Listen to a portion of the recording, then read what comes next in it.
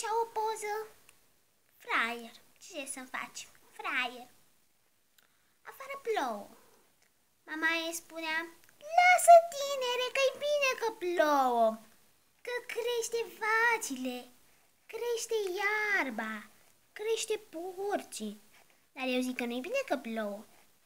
Se neacă florile, se neacă porcii.